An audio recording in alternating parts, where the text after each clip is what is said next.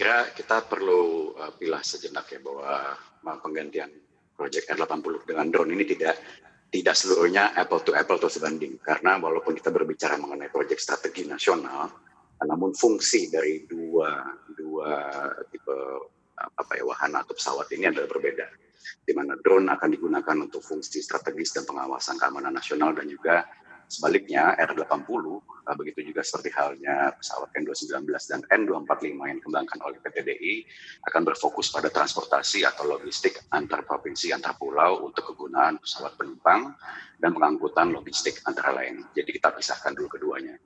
Saya kira untuk kemudian mencoret sepenuhnya proyek R80 ini patut disayangkan juga, karena perbedaan kegunaan dari anggaran antara kedua aspek tadi ini ya. Kita tetap perlu adanya proyek untuk perakitan pesawat industri dalam negeri. Kita sudah melakukan itu dengan N219 dan sedang dikembangkan juga N245 untuk yang kapasitas terbadan lebar. Jadi saya kira R80 ini akan mempunyai tempat dan akan memiliki kegunaan yang sangat besar sekali dan sangat banyak sekali nantinya di jangka panjang dalam melayani kebutuhan transportasi udara nasional. Jadi saya juga sangat menyayangkan bahwa ini dicoret sepenuhnya. Baik. Kemudian sebenarnya selain hal itu, kendala apa saja ini dan tantangannya dalam pengembangan R80 di tanah air yang saat ini sedang dihadapi? Ya, tentunya kalau kita bicara anggaran sampai dengan tahun 2024 dan apa yang sudah direncanakan pada periode pemerintahan Pak Jokowi di periode kedua ini, kita tentunya tidak bisa mengesampingkan bahwa dampak dari pandemi atau COVID-19 ini kemudian juga memiliki impact yang sangat besar sekali ya terhadap alokasi anggaran tersebut. Kendala-kendala lainnya adalah apa? Seperti tadi disampaikan sebelumnya dan diutarakan oleh Pak Ilham Habibie, bahwa riset dan kemudian research dan desain ya R&D dari pesawat itu membutuhkan waktu yang cukup panjang dan membutuhkan puluhan ribu bahkan sampai jutaan man hours atau jam untuk benar-benar membuat sebuah purwarupa atau prototipe yang pantas untuk didemonstrasikan lalu diterbangkan.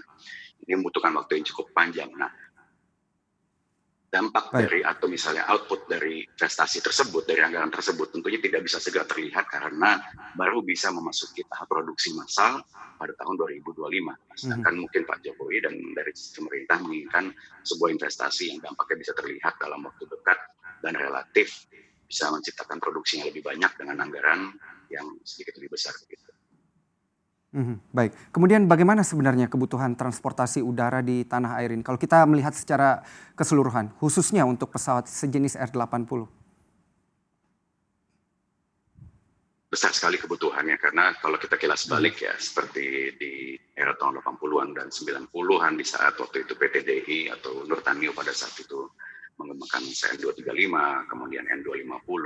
Jadi ini sudah terpetakan bahwa untuk karakter geografis seperti Indonesia, di mana banyak sekali medan-medan yang tidak selalu pas untuk pesawat tipe berbadan lebar atau jet, kemudian bandara-bandara yang memiliki runway atau landasan pendek, kemudian juga untuk bandara-bandara di daerah pelosok yang kadang kondisi landasan tidak selalu pave gitu ya, tidak selalu siap untuk menampung komersial jet besar.